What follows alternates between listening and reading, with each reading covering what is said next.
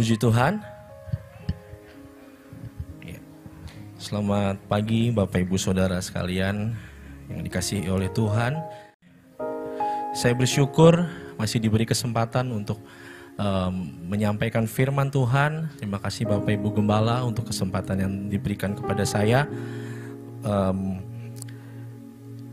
Saya diberi kesempatan berkhotbah di masa yang saat ini adalah masa pandemi. Ya, kita tahu kita sedang ada dalam PPKM. Ya, kita dibatasi, setiap gerakan kita dibatasi, setiap kegiatan kita semua dibatasi, kegiatan ibadah dibatasi, pekerjaan semua dibatasi. Saya secara pribadi juga pasti merasa ada beberapa hal yang tidak bisa saya lakukan karena PPKM ini, dan saya yakin dan percaya juga Bapak Ibu Saudara semua juga mengalami hal yang sama. Kita mengalami ketidaknyamanan ya. Tapi kita harus melakukan ini agar pandemi ini segera berakhir. Ini dilakukan juga demi kebaikan kita. Walaupun banyak pro kontra, harus begini, harus begitu ya. Sebagai anak Tuhan yang percaya kepada Tuhan kita Yesus Kristus, terlebih kita lebih memilih untuk taat kepada pemerintah. Apapun yang menjadi keputusan pemerintah, kita harus menaatinya. Walaupun mungkin saat ini tidak terasa nyaman bagi kita. Bagi kita mungkin saat ini adalah suatu kesengsaraan. Ya, saya yakin 100% orang di dunia ini pernah mengalami kesengsaraan. Tidak mungkin ada orang yang diluputkan dari kesengsaraan. Pasti pernah ada. Anak kecil pun juga mereka mengalami kesengsaraan. Jadi dari kita lahir sampai kita dewasa, pasti kita pernah mengalami yang namanya kesengsaraan.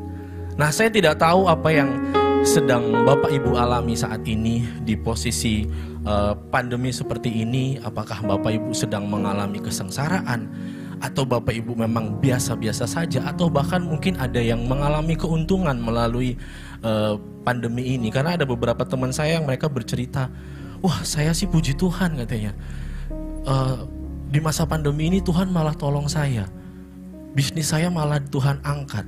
Ya memang ada orang-orang yang Tuhan izinkan bisnisnya diangkat melalui obat-obatan mungkin dan peralatan medis segala macam. Tapi juga ada orang-orang yang mengalami penurunan. Nah, saya tidak tahu Bapak Ibu saat ini ada di posisi di mana. Ada posisi yang sedang sengsarakah? Atau mungkin kalau orang zaman sekarang bilang dalam posisi cuan ya. Saya tidak tahu kita ada di posisi mana. Tapi saat ini saya akan membahas sedikit tentang masalah pencobaan dan kesengsaraan. Waduh, ini tema-tema yang akhir-akhir ini menjadi sangat sering disampaikan oleh hamba-hamba Tuhan, karena memang kita butuh kekuatan dari situ. Nah, siapa sih yang mau masuk dalam pencobaan? Siapa sih yang mau masuk dalam kesengsaraan? Saya yakin kalau saya suruh angkat tangan, gak ada yang mau angkat tangan. Karena tidak ada orang yang mau masuk dalam kesengsaraan. Siapa orang mau masuk dalam kesengsaraan? Siapa yang mau masuk ke dalam pandemi ini? Kita tidak pernah berpikir kita akan ada dalam kondisi seperti ini. Kemarin waktu acara pemuda dikatakan mungkin ada anak-anak Tuhan yang sudah membayangkan dia akan kuliah, dia menggunakan jas, dia pakai tas. Wow, ya itulah anak SMA beranjak kuliah pasti memiliki satu bayangan bagaimana dia bisa jadi mahasiswa. Tapi yang terjadi apa? Dia hanya duduk di depan laptop. Ada orang-orang yang berharap bisa masuk ke tempat pekerjaan, berharap mendapatkan kerja, seperti orang-orang kantoran berdiri duduk di depan komputer bekerja, atau pergi ke sana naik mobil, ada dinas ke sana ke sini. Itu menjadi bayangan. Tapi sekarang dia masuk ke pekerjaan baru, dia duduk di depan laptop. Tidak sesuai dengan keinginan hatinya. Dan banyak hal yang tidak sesuai dengan keinginan hati kita saat ini. Dan kita berdoa pasti kita dijauhkan dari kesengsaraan. Tetapi apa yang Paulus katakan di Roma 5 ayat yang ke-15. Ayat yang pertama sampai yang ke-5. Kita akan baca bersama-sama. Sebab itu, sudah semua? Saya akan bacakan Roma 5 ayat yang pertama sampai yang ke-5. Sebab itu kita yang dibenarkan karena iman, kita hidup dalam damai sejahtera dengan Allah oleh karena Tuhan kita Yesus Kristus. Oleh Dia kita juga beroleh jalan masuk oleh iman kepada kasih karunia ini. Di dalam kasih karunia ini kita berdiri dan kita bermegah dalam pengharapan akan menerima kemuliaan Allah. Dan bukan hanya itu saja, kita malah bermegah juga dalam kesengsaraan kita. Karena kita tahu bahwa kesengsaraan itu menimbulkan ketekunan, dan ketekunan itu menimbulkan tahan uji, dan tahan uji menimbulkan pengharapan, dan pengharapan tidak mengecewakan karena kasih Allah telah dicurahkan dalam hati kita oleh Roh Kudus yang telah dikaruniakan kepada kita. Di saat orang-orang berdoa untuk dijauhkan dari kesengsaraan, Paulus malah berkata, berbahagia, bermegah. Kita malah bermegah juga dalam kesengsaraan. Bagaimana bisa kita bermegah dalam kesengsaraan kita? Apa yang harus dibanggakan dari sebuah kesengsaraan? Nah, saya akan membahas tentang kesengsaraan apa sih yang dimaksud oleh Paulus di ayat ini. Kalau kita lihat di ayat yang awal, di ayat ketiga yang awal dikatakan, dan bukan hanya itu saja. Nah, kalau di ayat yang pertama dikatakan, sebab itu kita hanya dibenarkan karena iman, kita hidup dalam damai sejahtera dengan Allah oleh karena Tuhan kita Yesus Kristus. Nah, di bagian awal itu dijelaskan bagaimana kita adalah umat-umat yang telah ditebus. Kita adalah umat-umat yang percaya. Kita ditolong karena iman kita. Tuhan memberikan kita damai sejahtera. Nah, ini yang mau ditekankan Paulus, bahwa kehidupan kerohanian kita tidak hanya berhenti sampai di situ. Di ayat ketiga dikatakan, dan bukan hanya itu saja. Jadi kehidupan kekristenan kita bukan hanya sekedar senang-senang, damai sejahtera, sukacita, tapi ada yang Tuhan izinkan, yaitu kesengsaraan. Ingat kata kuncinya, dan bukan hanya itu saja, dan bukan hanya damai sejahtera itu saja, dan bukan hanya sukacita itu saja yang Tuhan tawarkan, yang Tuhan berikan, tapi ada yang Tuhan izinkan juga terjadi. Ini sudah sangat sering mungkin dibahas oleh hamba-hamba Tuhan, bahwa kekristenan, mengikuti Kristus, bukan hanya sekedar damai sejahtera, sukacita, tapi juga ada pergumulan yang harus kita hadapi. Ada kesengsaraan juga yang harus kita lewati. Dan Paulus berkata, kita harus bermegah. Apa maksud bermegah itu? Mengapa Paulus menyuruh kita bermegah dalam kesengsaraan? Saya akan bahas nanti tentang bermegah. Kita lihat dulu di ayat yang ketiga. Di sana ada, kesengsaraan itu menimbulkan ketekunan. Ya, kita lihat.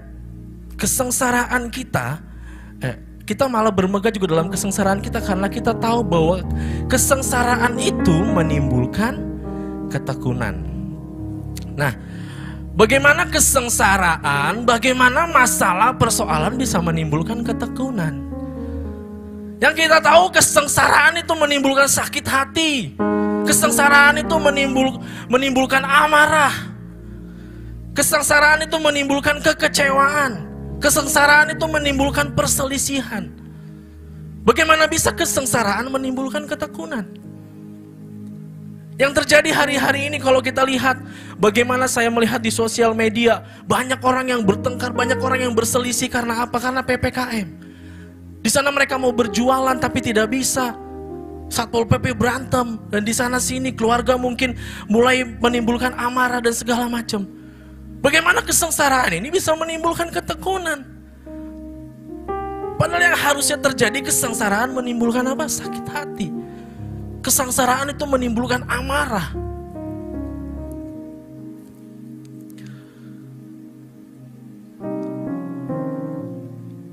Inilah yang dimaksudkan Paulus.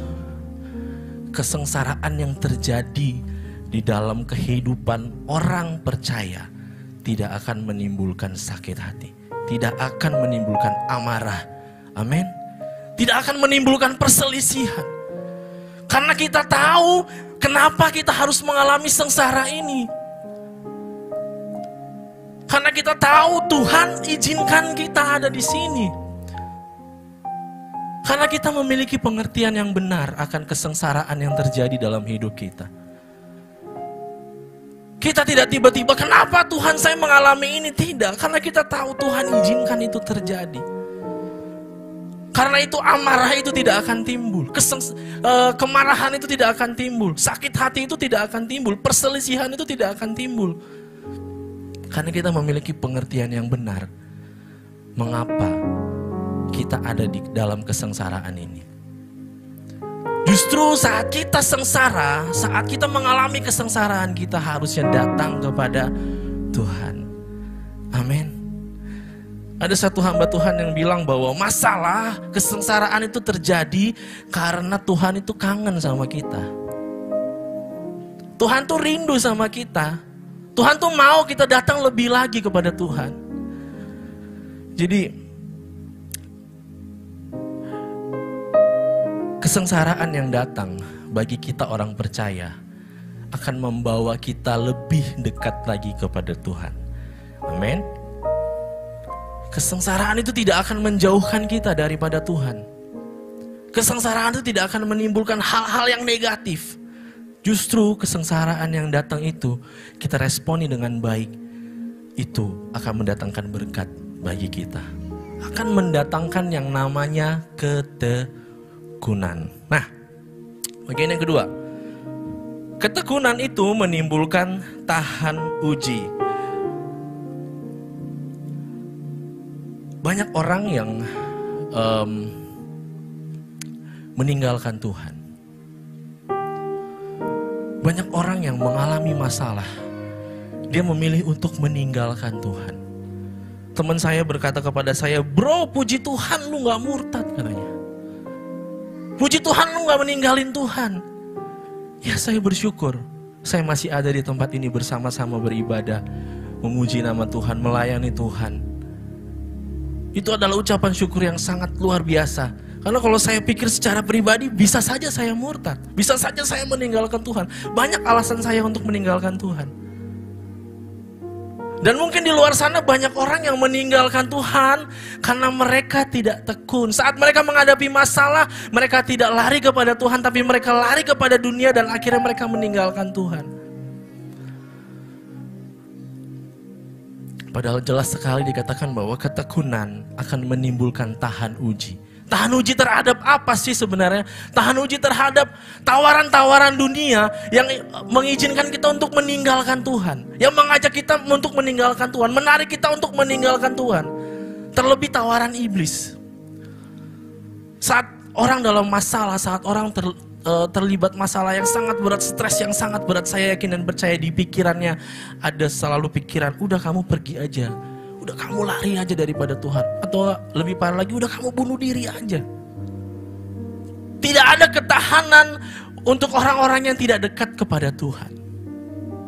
Jadi melalui ayat ini Paulus mau mengatakan, kita harus memiliki tahan uji itu. Lewat apa? Lewat ketekunan kita kepada Tuhan. Kalau kita lihat di Ayub 2 ayat yang ke-9.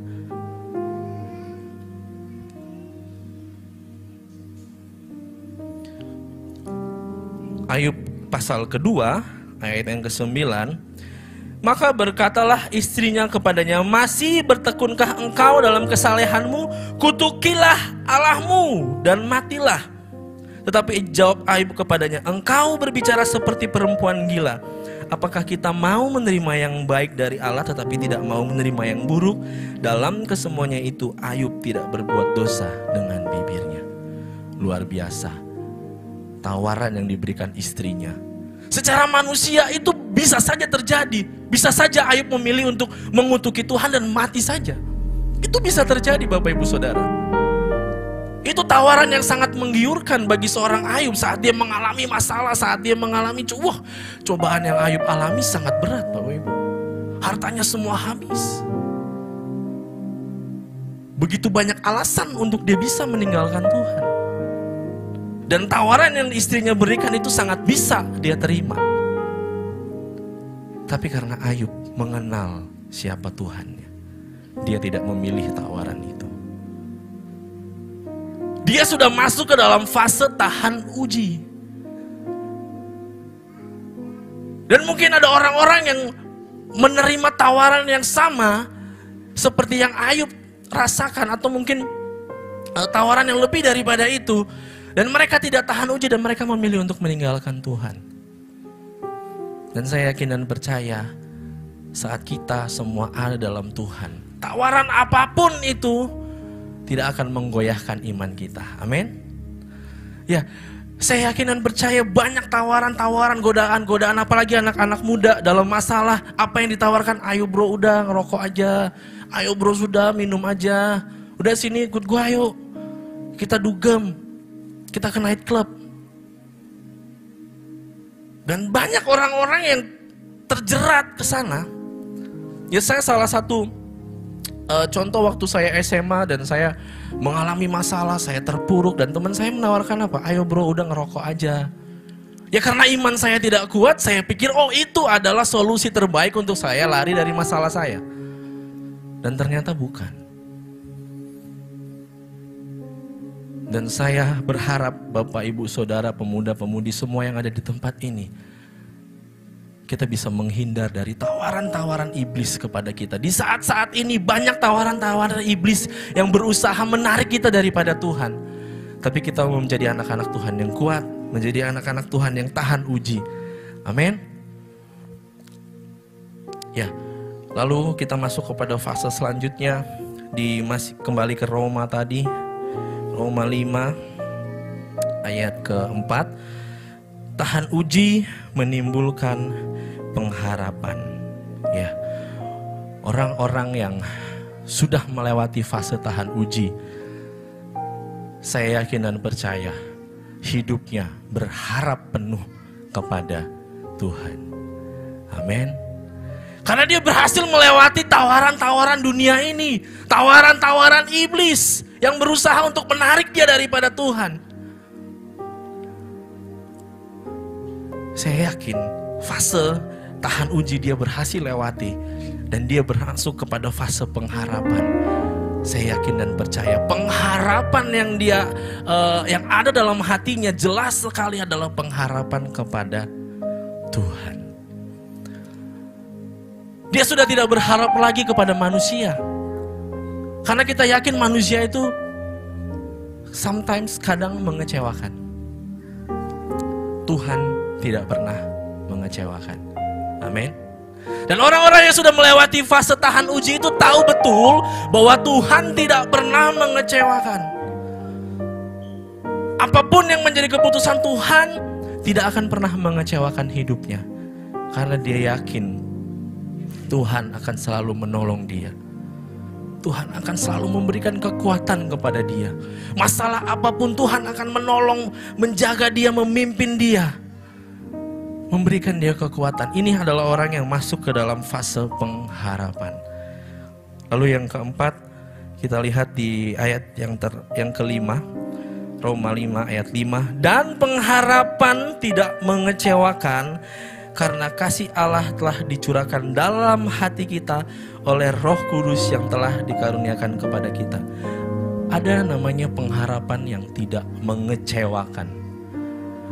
Artinya ada pengharapan yang mengecewakan.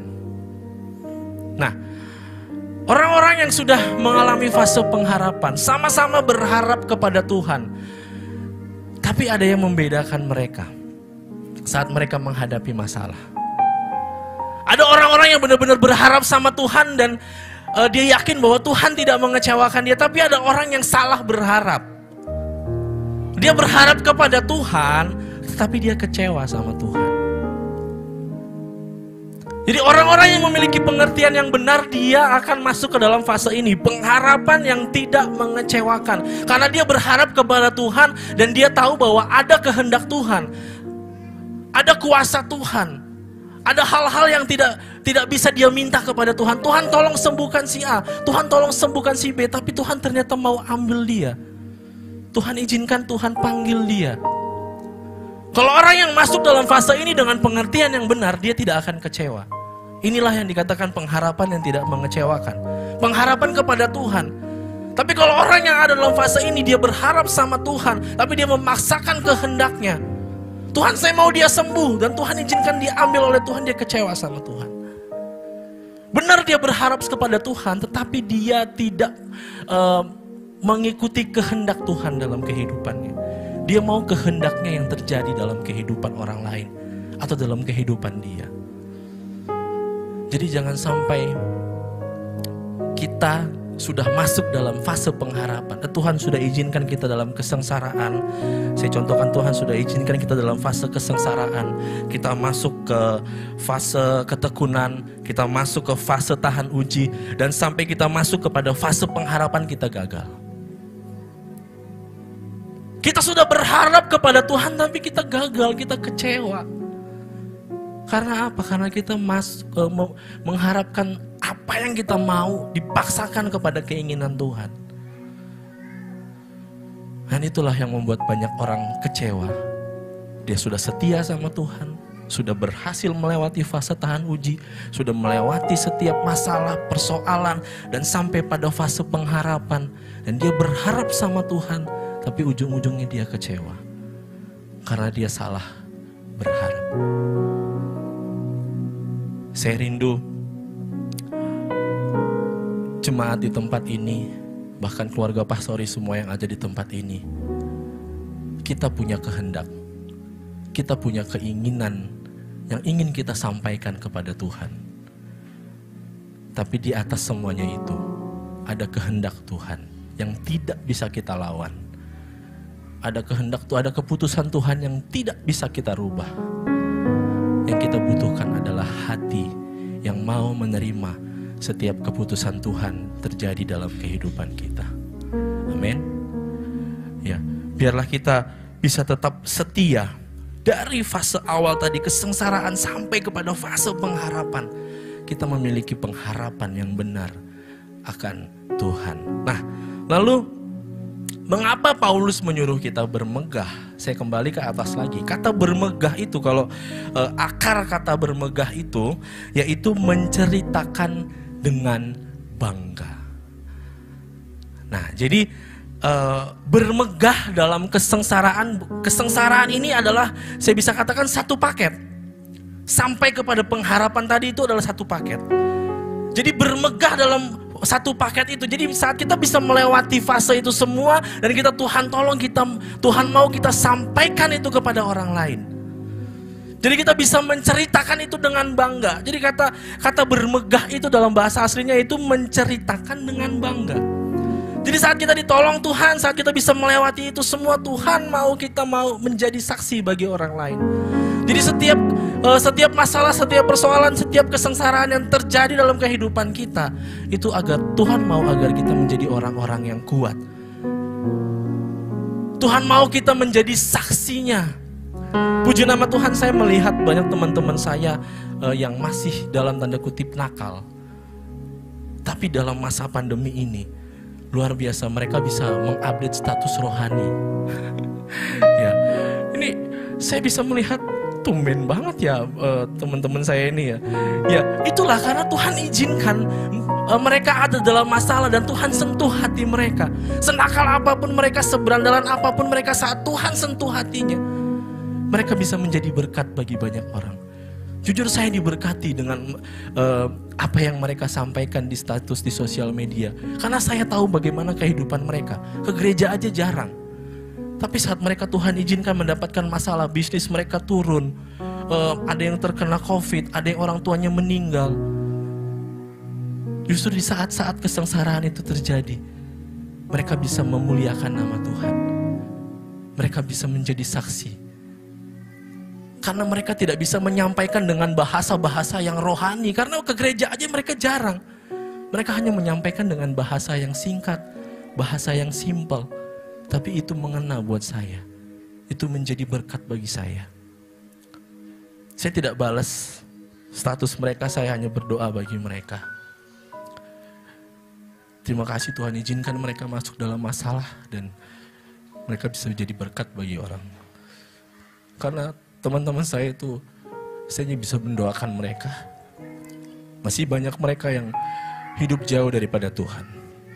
Dan saya rindu mereka bisa juga mengenal Tuhan.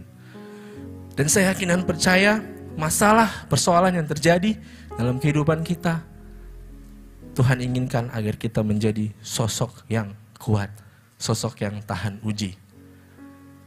Ya, PPKM, percaya pasti Kristus menolong. Amin.